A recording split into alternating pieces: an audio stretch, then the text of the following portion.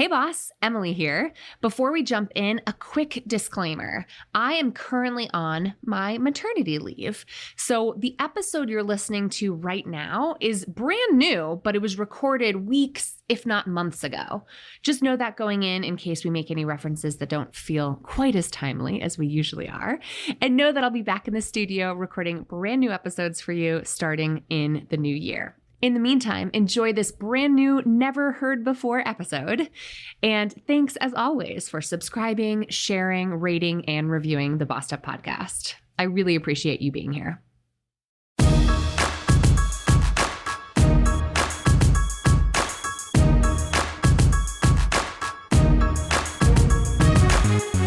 Hey, and welcome to the Bossed Up podcast, episode 486. I'm your host, Emily Aries, the founder and CEO of Bossed Up. And today's episode is, to me, kind of a continuation of a conversation that we started years ago. Back in 2019, I took a listener question for the podcast that led to an episode called Supporting Your Partner's Career Conundrums. It was all about how to help provide the kind of career advice and job search strategies that you've picked up on by just listening to this podcast over the years with your partner, which can put you in kind of a tricky position, right? As someone who loves this person and is very much not unbiased about this person, but wants to help provide some support when that can actually put a strain on the dynamic in your relationship.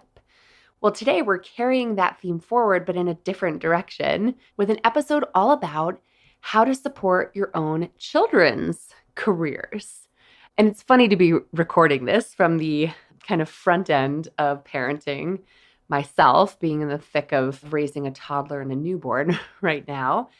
Joining me to break all this down is Beth Hendler-Grunt, the founder and president of Next Great Step, where their sole focus is to guide college students and recent grads to help them to land the job they deserve.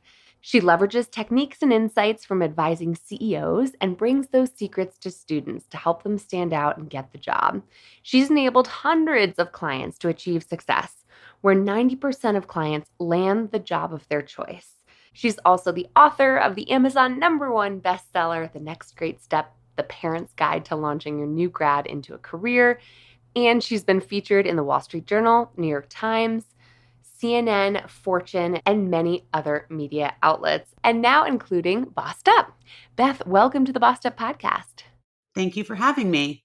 I'm so excited to talk with you. I do feel like this is personally for me one of those functions of my over-functioning personality, which is I have a 2-year-old, so I should probably start talking to authors like you about how to get my soon-to-be 3-year-old into college someday and then into career after that. So this is a little premature for me, but I know a lot of members of our Bossed Up community are navigating exactly the topic you wrote this great, fabulous book on, The Next Great Step, Your Parent's Guide, or The Parent's Guide to Launching Your New Grad into a Career. What inspired this work from your perspective? What inspired this work? So I have been doing this for actually going on 10 years, which is unbelievable. But prior to that, I was in the consulting world. I worked with CEOs and executive teams. And then prior to that, I had been in many sales leadership roles, but I became of the age where lots of my friends or parents would say, I don't get it. My kid went to a great school and they have great grades and they cannot get a job. And likewise, I have been working with a lot of executives and CEOs, and they say, I'd love to hire a recent grad, but I'm not going to. I'm going to pass them over because I don't have time to babysit. And I need somebody who can, come in and solve some problems.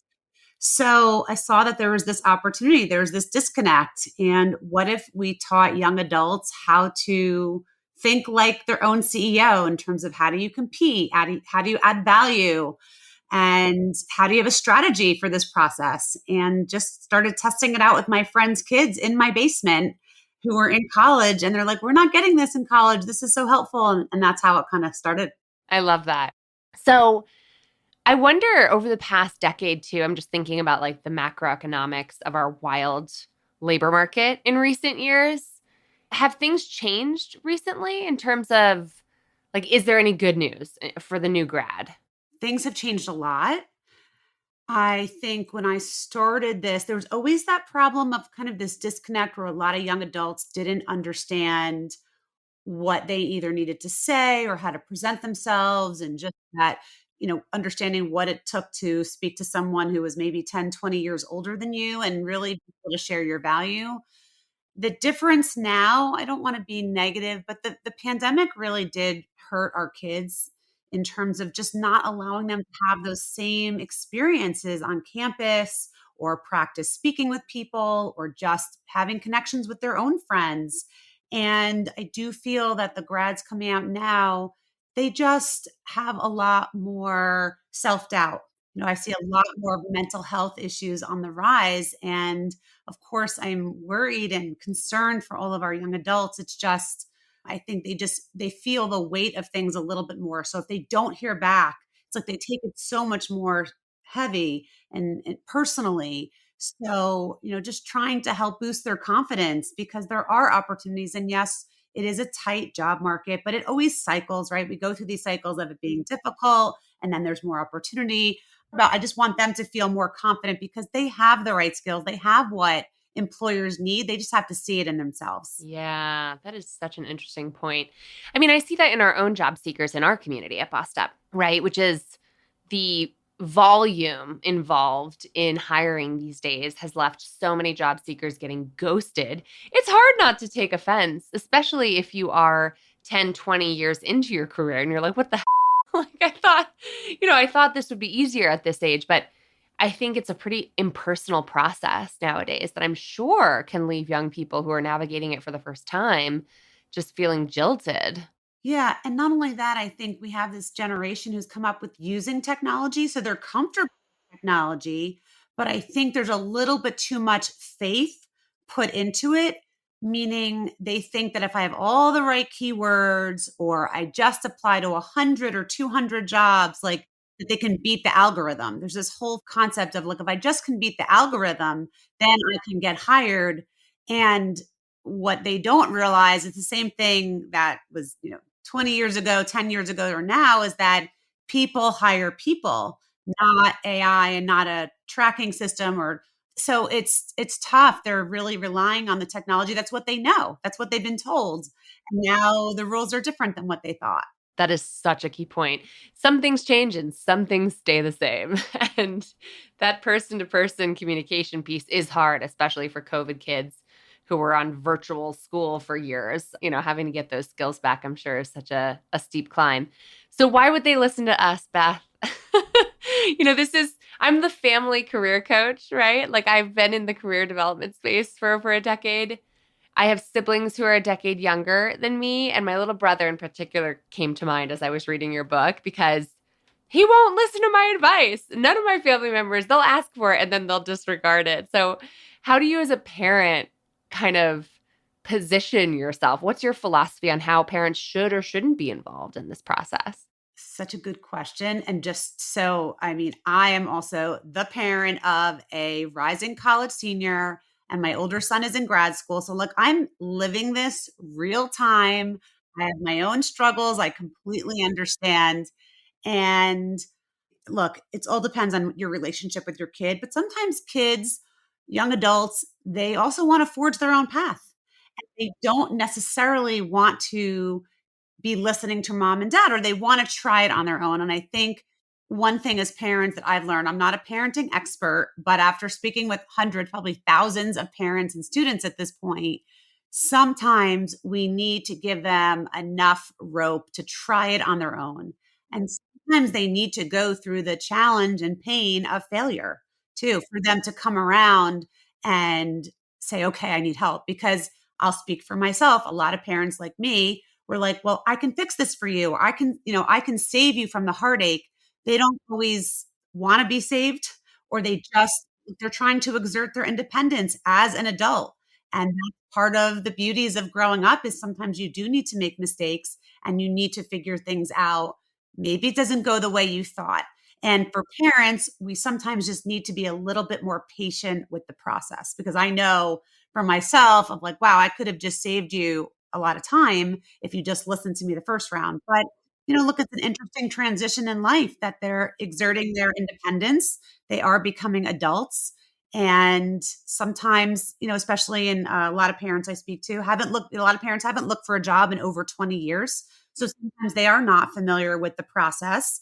So it's a combination of everyone, trying to respect each other's place as well as knowing what the latest process is to actually be successful in doing it.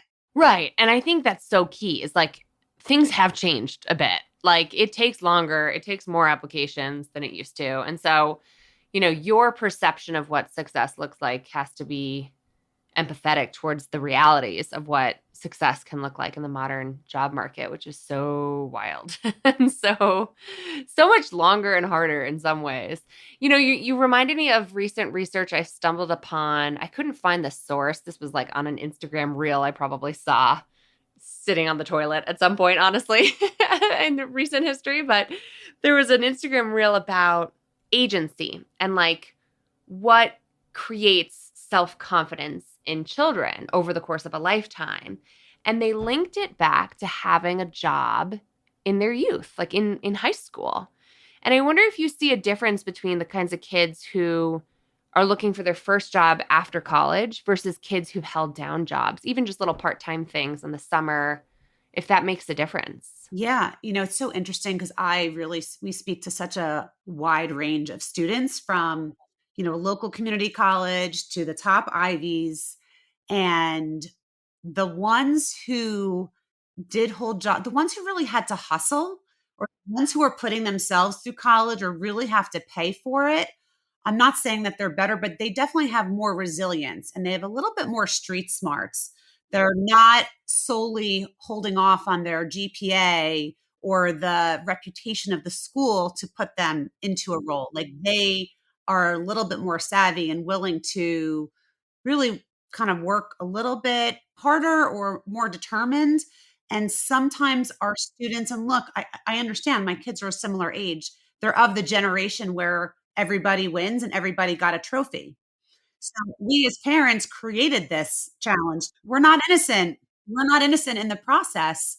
So even though so they got the grades and they went to the right school, but I think sometimes there's so much energy and effort put on like, well, when you get to college, everything will be fixed. And so much of it is not, or a lot of things don't happen, or universities don't have the either resources or capacity, or students just don't take advantage of what's there. So I think definitely kids who've held jobs is very helpful, but I think also those who have just kind of had to figure out some of those things on their own along the way are definitely, I do think work, internships, part-time jobs, excellent ways to round out your knowledge of how to enter into the workplace. Yeah, I think you're right, though. That element of grit is required of anyone navigating the job market. And who better to help you with that than a sales professional? Right? Because sales professionals get a lot of no's before they get a yes. They're used to getting the door slammed in their face, right? How has your sales background informed your approach to this work, do you think? Yeah, I appreciate you asking me that. So funny. Most people don't ask me that, but I actually feel that my sales background is what I'm teaching. What so many students understand is I'm actually teaching you how to sell yourself. You are the product. And I'm going to teach you the techniques about how you say things in a certain way, how you be persistent, how you reach out, because you're it. You are what you're selling. And how you present it and seek out, you're a problem solver. That's the number one thing. That's sales, right? Sales is solving a problem for someone, and companies have so many problems and they need that. What the challenge is, a lot of students come in and they think, oh, I just really want that job because that's going to be great for me. And I'm like, no, no, no. It's actually, you want to make it great for the employer. It can be great for you too, but the employer doesn't want to hear about that. Like, this is just the harsh world that we live in, is you need to make it great for the employer and the company and the division, because that's how they're going to meet their metrics. And as a result, you will be successful as well. So I do think my sales background has helped tremendously. It's actually the part of my own business that I love implementing. Like, I love selling what we have to offer also because I just feel so passionate about it and I love the process. Like, that's the most fun for me. Well, I think that is so transformative for folks because when people hear sales, a lot of people go ick, right? And when they think of selling themselves, it's like double ick. But yet, the irony here, and I talk a lot about this in our assertive communication program, Speak Up, where we talk about centering the audience in your mind when you're trying to give a persuasive speech, let's say, which is just as relevant as giving a great interview, right? Like the more you center your audience's needs, the employer's problems that they want to solve by hiring this position, the less self consciousness plays a role, right? Like the less fixated we all become on, am I good enough? Am I worthy? And there's like this ironic inverse correlation there, which is the more you focus on them, the less you feel self conscious about yourself. And I mean, do you see that confidence transform in your students through your program? Yeah, absolutely. I mean, if there's one thing that I feel really proud of, and look, we have helped hundreds, thousands of kids get jobs. I do not guarantee employment because I think that's, no, I can't guarantee what they're going to say. But with that being said, we've had incredible success rates. But what I feel most really proud of is that we help this transformation where they go from a very unsure, they don't think they're good enough to the confidence that we see. Like when they come out, they are confident. And not only do they know how to get the first job, they know how to get the second and the third. And they know the value that they have to offer. And they know how the process works and where they can really add value. And that's what we're selling. Like we're selling confidence because they have it. They all have it. They just haven't had the opportunity to present it in a certain way, or it wasn't taught to them for all, different reasons. But yeah, I mean, I want them to be able to really sell themselves. And I'll just say one more thing about your sales thing too. When I first thought about sales years ago, everyone always thinks kind of like that fast car salesman, right? Or just something that's not as, and I was in sales for the high tech sector. We were selling very, very high dollar ticket data networks and telecom systems and things like that. And you're selling it for lots of money. And it's really interesting. Like it's so much fun. Like when you figure it out and you know how to do it, I love it. And you can, well, financially, you can make a lot of money in sales. So I think it's great for anybody to at least have some experience doing it. I think it's really good for anyone's career. Yeah, I think you're absolutely onto something. And I think people who don't share that love of sales don't recognize that sales is about psychology. Sales is about people. Sales is about listening. It's about empathy. Women kick ass at sales because we, for the most part, are pretty good with empathy and listening. And so I just think if you flip the script on like what we've been taught to imagine in our mind's eye about salespeople, it would probably be a well compensated badass woman in that picture. And you know what? I was in a sector where it was like predominantly men, although there's times it could have been very intimidating, but it definitely was to my advantage that I knew how to sell and, you know, it all worked out. Good for you. Well, let's get into some of your process because I found it interesting. You followed a format that I kind of follow as well in our work here at Bossed Up, which is starting with helping someone with their vision and then developing a strategy. And I wanted to start with the vision piece because my little brother comes to mind. I'm going to make him listen to this episode someday. Although the moral of the story is I can't seem to make him do anything. But when he was graduating from high school, I want to say, yeah, from high school, I had just gone through my own personal renaissance, had just started Bossed Up a few years prior, and had been leading workshops full of women through visioning exercises for a few years at that point. And I bought my little brother a book and said, if you do one thing, please just fill out this book. You don't need to do this publicly. You don't need to do this with me if you don't want, but like think about where you see yourself in 5 years. And he didn't. Long story short, he stonewalls a little bit or he kind of shuts down a little bit for whatever reason. And I'm wondering, what does that look like from your process standpoint? Like, how can we effectively, as parents, as big sisters, as loved ones, as partners, even help someone who might be feeling fear or shame or nervousness or anxiety or self doubt even begin to articulate what they would love in their careers?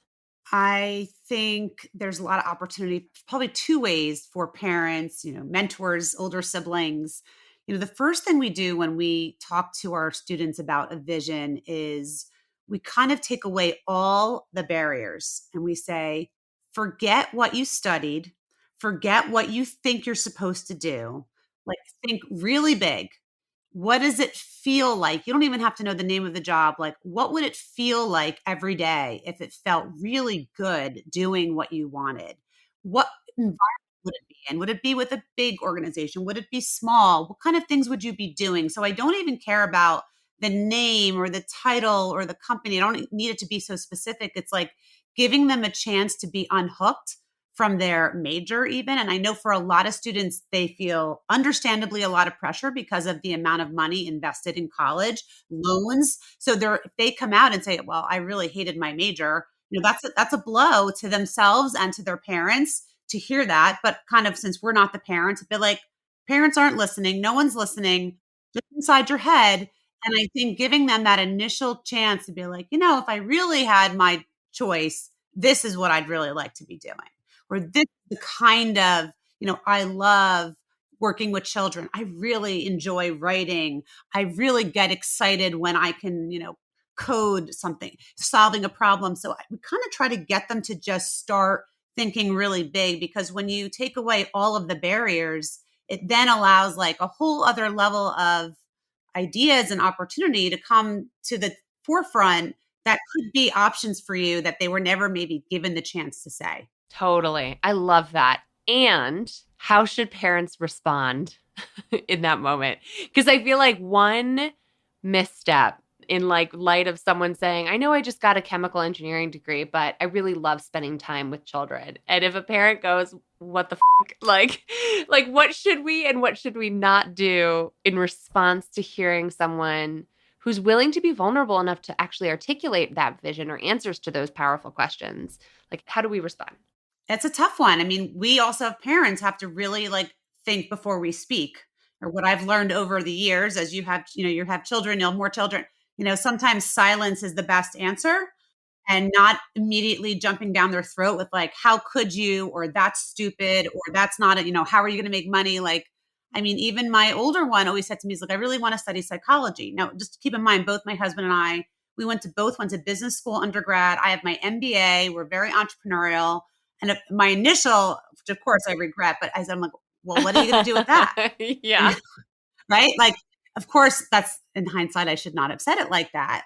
But he had a good answer. He's like, I love how people think. I really want to understand the brain. I really want to understand emotions. And I said, okay. And if that's what you want to do, let's make sure that you're gaining as much experiences to enhance that. So he, internships, shadowing, working. He worked with children who had select mutism. He then worked with athletes at West Point Military Academy. He really got into sports psychology. So, so if they're going to go down the path and say, instead of saying that's ridiculous, which, it may or may not, but at least let's be like, okay, let's figure out what are ways that you can gain experience to test it out to see if you like it, or who are the people that you can speak with that can maybe give you more clarity of what a career looks like in that direction. And I think the more we can just kind of bite our tongue a little bit and then just push them to say, I'm okay with that, but you can't just do it in a bubble and it's not everything in a textbook. You have to put yourself out there talking to people to understand more about what is involved. And that's, what I've seen, when you're ready as a parent and a student to do it. It's hard. It's hard. It's a transition for everybody. I will point out the irony that I said sales is really just psychology. And now you've got a kiddo, a sales professional who's doing psychology because, hey, maybe they'll be the next great salesperson, just like mom. Well, that's fascinating. I feel like the vision is such an important first step, but it's not something that needs to be perfectly solidified to move forward, right? So when someone graduates, whether they loved their degree or not, and they have a fuzzy vision, semblance of something that they think they might want to do, how do you get them moving forward from there? Yeah. So the foundation for us as to how we take someone who says, I don't know what to do with my life, or even though I studied this in school, I really don't know what to do, or I don't know what I have to offer. Foundation is this process that we teach of understanding what their core skills are. So core skills are those top 3 skills that you are the most competent, you enjoy doing, and you would like to utilize them going forward. And it's not things like I'm hardworking or responsible or trustworthy, those, although people say those are skills, those are attributes. Those are how you do your skill. We encourage them like, what is it? I'm a great writer. I enjoy research. I'm really good at sales. I'm really good at, writing copy or creative problem solving or coding. So kind of what are those things that you've done?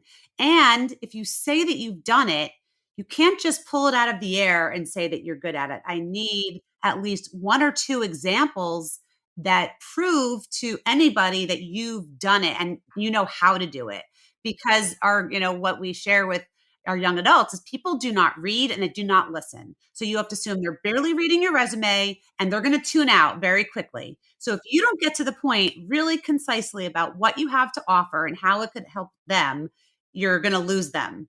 So that's where knowing your top three skills and what's the story for each skill and how you say it can be so compelling to, and also this is where your confidence shows, because when you show someone like, I'm a leader and I know how to demonstrate leadership, for example, in my club, fraternity, classroom, and you give this really clear story, they're like, wow, you just showed me I didn't need to read anything. I didn't need to check any references. Like, you're able to articulate that. And they think when they have clarity on the skills, everything else in the job search gets easier. You know what jobs to look for. You know what kinds of companies need those skills. You know what to say about yourself when you're introducing yourself, your resume, your LinkedIn profile, everything, reflects that.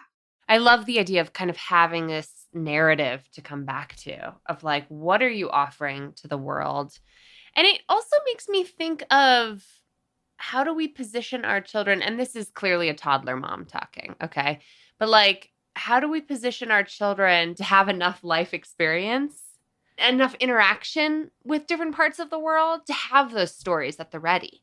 Because you're right. If you've just, summered at the Cape every summer and gone to school and got your liberal arts degree like I did, not the summering at the Cape part, to be clear. I worked a million jobs in high school, but I definitely got myself a political science degree, right?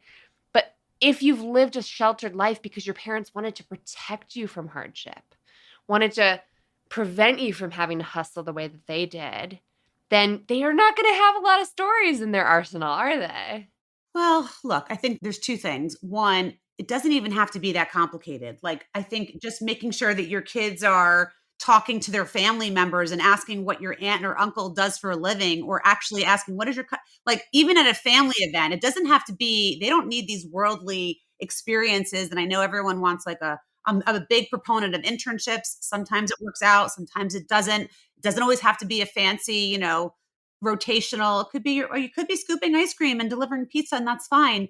But I think as parents, just let's get them out of their rooms and off the social media for a little bit and just having conversations with people and listening or asking good questions. And the more we can put our kids in front of our friends, or I have a friend who has this job, you might want to ask them about it or talk to them about it, or kind of just pushing them a little bit more to be curious and be able to have a conversation. I feel like it sounds so basic, but yet so challenging and so many. And the other thing I see too is that there's a lot of people who say, well, the job market's kind of hard and I didn't do a lot. So I'm going to go for my undergraduate and just get a graduate degree. But more schooling doesn't solve this problem. I mean, obviously for those certain careers, yes, medical school and psychologists and social, you need those masters. But I've had a lot of kids and a lot of COVID kids who didn't have the right experience, weren't ready to graduate, and now went to more school. But the job search is just as hard now as it is in 2020 or 2021 because they didn't do a lot more. So I would just kind of always really push like doing more over sometimes more education is not always the answer. I have always said that going to grad school is kind of like kicking the career can just down the road a little bit, and it leaves you saddled with more debt. I can speak on behalf of my millennial generation is the most indebted ever. Historically, that is not a solution that we've been sold, So I think you're right. Getting into movement, getting into exposure therapy, for lack of a better word, right? Of just getting yourself out there and off the screens. I mean, do you see this as related to mental health? Like, if a kid feels, even if it's scooping ice cream, I mean, I folded t-shirts at the mall. I sold hair accessories at a kiosk. I was a daycare counselor. I feel like no matter what the job is, as a young person, when you get paid for your labor in any capacity, even if it's not a great rate, like that is very agency inspiring and purpose fueling. It can be purpose fueling, I think, for people. Do you feel like that's related to the mental health crisis that our teenagers are navigating right now, or can it help? So, I'm not a doctor, but I do follow a lot of therapists and psychologists, and we refer because it's been we've actually had to even change our programs as a result. I have like a psychologist who consults with us because it's such a dominant challenge. What I've been reading and hearing is that this is actually the first generation who underwent kind of the social experiment of having a device in their hand from a very early age. So really been no proof otherwise about what it looks like and what the latest data. There's a gentleman, his name is Jonathan Haidt, and he just wrote a book called The Anxious Generation. And his data talks about how we have the most mental health issues, especially with young women or as a whole, because of their exposure to social media at such an early age. And his whole focus is to not give cell phones, only give a basic, old flip phone if you need a communication, not have access to social media until 16. Schools should lock phones during the day, no phones at school. So, we're almost like he's trying to gather parents to come together to undo this. My own kids were kind of at the end of, I'm not saying I'm sure I'm guilty as well. He said, I just find this so interesting is that we as a society, as parents, are so afraid to let our kids go outside and play. He's actually saying it's safer than it's ever been, but the device in their hand is more dangerous than anything that you could let them do. And we're leaving them alone in their room to do it by themselves. I'm a big believer in that, although I sit here at the privilege of toddler mom perspective. I should play this back to me in 10 years and see how well it's going, you know? It's hard. It's not easy. It is not easy because of the outside pressure, or they feel left out because then they can't communicate over that platform. But I do feel like kids are probably better off, but it's a hard one.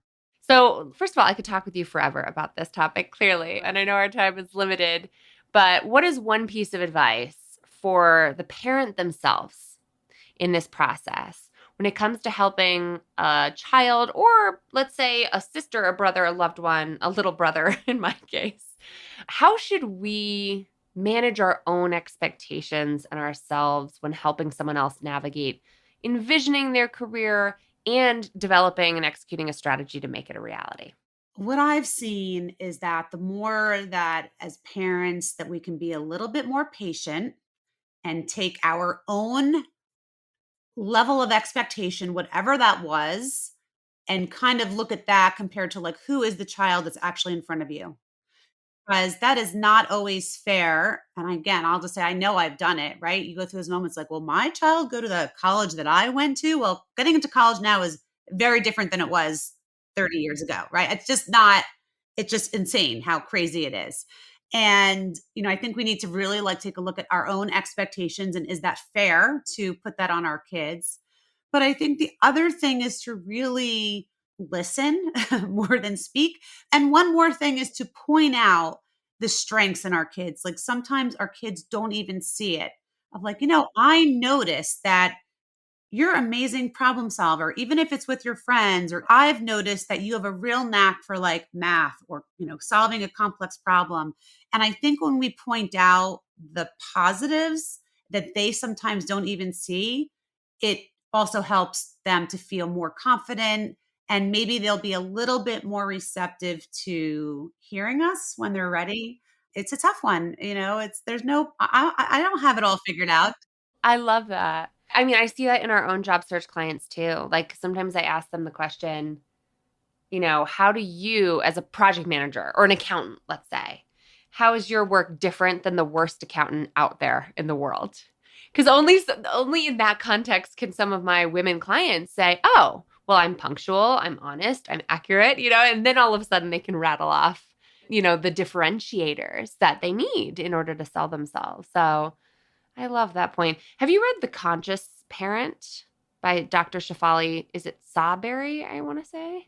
I have not, but I'm open. I'll write it down. You just echoed her main thesis, which is letting go of your perceptions of who this child should be and seeing the kid before you for who they really are and loving that kid for who they really are. And that's just such a beautiful philosophy to bring to this. I love it. Yeah, it's hard because, there's a lot of pressure as parents. We feel like you have to raise the perfect child while managing the house, while having a job, while, or just there's so much of this one-upmanship or my kid is better at whatever, or not being picked last in gym, whatever that is. And it's just like, it's terrible for them and it's terrible for us. Right. I mean, if we perceive our children as a reflection of our own achievements, then we're in trouble, right? And there's a lot of that. It's so prevalent. Yeah. This is fascinating, Beth. Thank you so much for sharing all your gems today. Where can my listeners learn more about what you have to offer in terms of the next great step and all the offerings that you have there? Yeah, absolutely. If you know a parent that's struggling to offer guidance to their young adult, or a young adult who's struggling to launch, go to our website, nextgreatstep.com. We do a complimentary consultation for a parent, student. We can do it together or separately. And there's a little button, click on it, it says, let's talk. And I have lots of free resources on how to have a great resume, LinkedIn profile, all of that. You can grab that on my resume as well. And I'm everywhere on social, and you can get my book on Amazon and everywhere that books are sold. The Next Great Step, The Parent's Guide to Launching Your New Grad into a Career. Amazing. We'll drop those links into today's show notes. Thank you so much again for being here. This has been a delight. My pleasure. Thank you. For all those links that Beth just mentioned, head to bossedup.org/episode 486. That's bossedup.org/486. And now I want to hear from you. What do you make of our discussion today? Can you relate to this situation of wanting to help, but knowing that you're probably going to say the wrong thing a time or two, or maybe even more often than not? How can we be intentional in raising children with agency, with confidence, especially in this really challenging digital era when it comes to work and career in particular? As always, I'd love to keep the conversation going in the Bossed Up Courage community on Facebook or in the Bossed Up group on LinkedIn. And until next time, let's keep bossing in pursuit of our purpose. And together, let's lift as we climb.